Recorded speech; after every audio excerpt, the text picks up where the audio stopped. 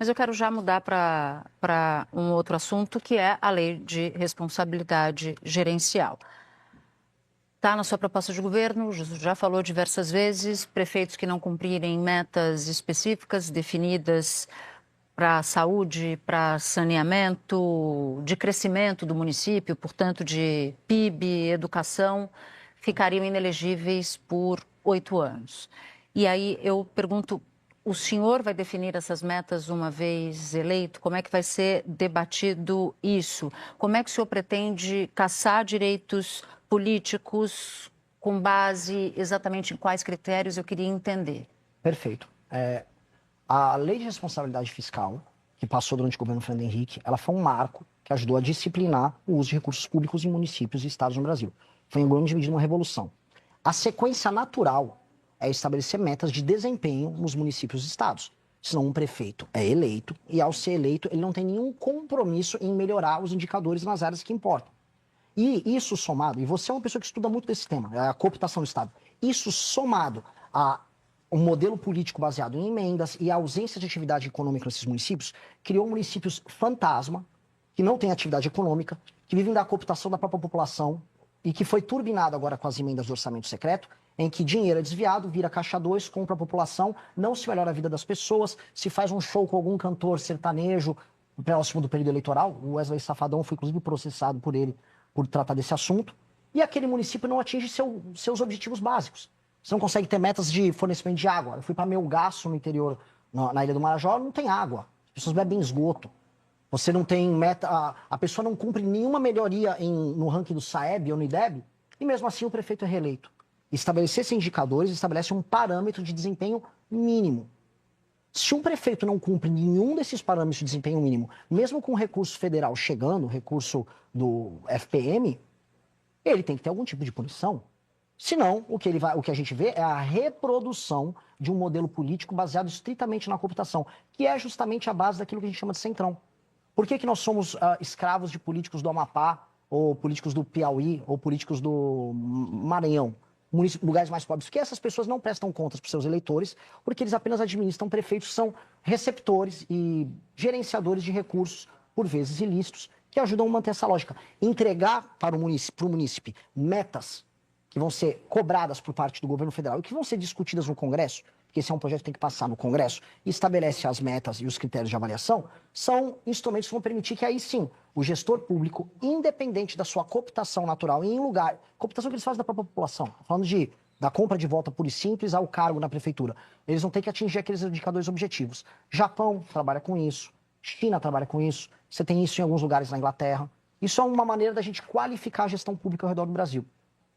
O deputado depende do prefeito para se eleger, o prefeito depende do deputado para conseguir recurso. Como é que o senhor imagina que o senhor vai conseguir aprovar uma lei de responsabilidade gerencial, por exemplo? Da mesma maneira que o Fernando Henrique Cardoso passou a lei de responsabilidade fiscal. Também desagradava os prefeitos à época, construindo base, construindo convencimento, construindo maioria. O lugar que eu fiz a grande apresentação desse projeto foi na Marcha Nacional dos Prefeitos, para uma massa de prefeitos. Eu imaginei que eu seria xingado. Eu falei, alguns de vocês vão perder o direito político. Só que, entretanto, há um outro lado. Os prefeitos que tiverem um desempenho melhor, eles vão se qualificar para receber mais emendas. Para um prefeito, significa até um grau de independência orçamentária para investimento, caso ele seja um bom prefeito. Porque eles gostaram dessa ideia. Então, há um trabalho de convencimento com prefeitos, há um trabalho com os deputados e com os partidos. Um partido político, porque uma das coisas que a lei de responsabilidade gerencial faz é, além de não apenas entregar punição, mas entregar mais recursos para um município que funciona bem, o partido político que tiver mais prefeitos que atingem metas de desempenho, o fundo partidário passa a ser determinado pelo número de pontos que aquele prefeito obtém, ponderado pela população, multiplicado pelo número de municípios que o partido tem. Aí então você cria um incentivo robusto para que os partidos políticos invistam em quadros técnicos e bons prefeitos, que isso vai garantir o recurso do partido. E aí isso se torna um benefício e um incentivo positivo para os partidos, para os prefeitos e também para bons deputados. Então, é uma mudança no sistema de incentivo do Estado e uma forma de diminuir a política de cooptação, que é a base daquilo que a gente chama de centrão. Para mim, isso é a base para uma verdadeira reforma política no Brasil. Porque a política no Brasil, a gente foi discutir, eu vou fazer voto distrital, distrital misto. Em grande medida, você consegue adaptar o modelo atual de emenda e cooptação em cidades com baixa atividade econômica para qualquer modelo. Se você não alterar este sistema de incentivo e recompensa, você não consegue melhorar. Mas o senhor que vai a política. decidir isso? Eu vou propor isso. Quem decide isso, eu nem tenho condição de eu decidir sozinho. Quem faz isso é o presidente da República, manda para o Congresso, se discute, aí o Poder Executivo, disciplinado por uma legislação que passa no Congresso Nacional, atua junto aos municípios. Muita articulação. Mas precisa, mas não... Com o Centrão, com a emenda. Com todo mundo tem. Eu não nego isso. Eu passei o impeachment da Dilma fazendo articulação. Eu nunca vendi a mãe para fazer o que eu acredito. Eu nunca entreguei meus valores. Só que eu negocio. Eu tô lá para ser um negociador e uma pessoa que vai convencer. Convencer todo mundo. Eu vou ter que vir aqui na imprensa. Quando eu quiser passar todos esses projetos difíceis, eu vou ter que vir aqui no programa de vocês explicar. E como vai convencer aqui da fusão dos municípios também? Que o senhor fala disso, da Falo. redução. De maneira clara, a gente vai ter que criar uns instrumentos de incentivo, inclusive, para a fusão dos municípios. Mas vai fazer os plebiscitos? Cerca de 4 mil plebiscitos, como determina a lei? Porque o plano do senhor reduz de 5.570 para 1.500, né? A viabilidade, e aí, como é que você vai fazer? Dos municípios é através da redução deles. A maior parte dos municípios hoje são inviáveis.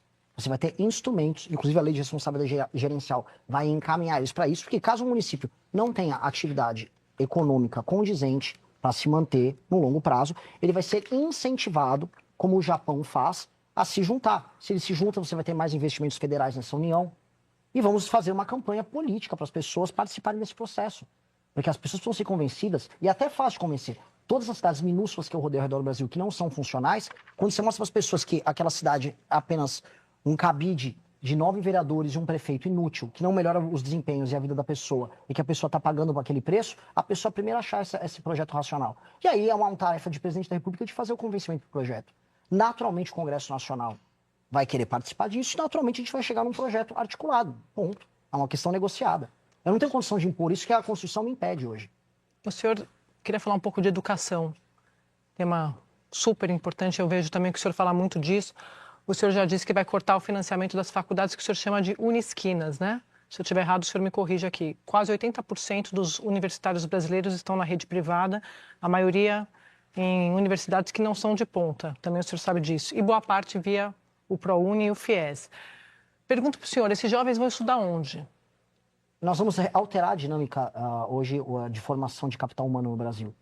Você simplesmente entregar para uma pessoa que mal sai alfabetizada da escola um endividamento ou um programa em que ela acredita que ela vai ganhar um diploma para depois virar Uber ou virar entregador, eu estou apenas iludindo essa pessoa.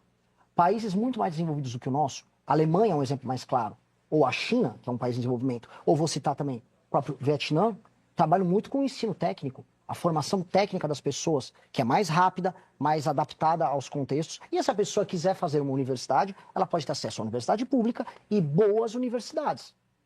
Então, boas universidades privadas, com financiamento. O que não vai ter é praticamente uma máfia que foi construída através de muito lobby, numa propaganda que foi feita pelo Lula, de que, não, eu vou te dar um diploma e sua vida vai se resolver. Não se resolveu. Inclusive, esse é o drama da minha geração.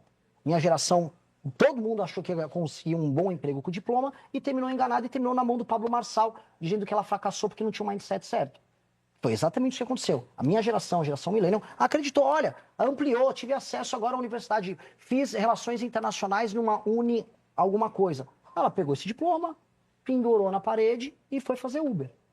Lógico que existem externalidades econômicas que envolvem o problema dessa pessoa, mas definitivamente um diploma mal qualificado é apenas ilusão.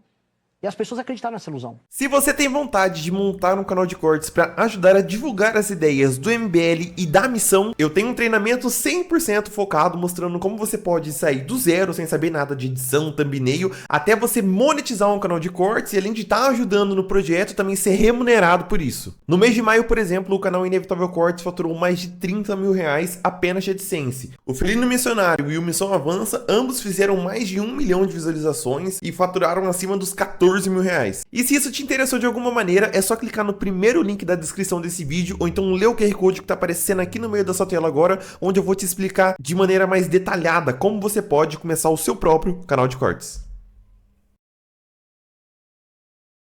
Se você gostou do vídeo, não se esqueça de deixar o like e se inscrever no canal. Obrigado e até o próximo vídeo.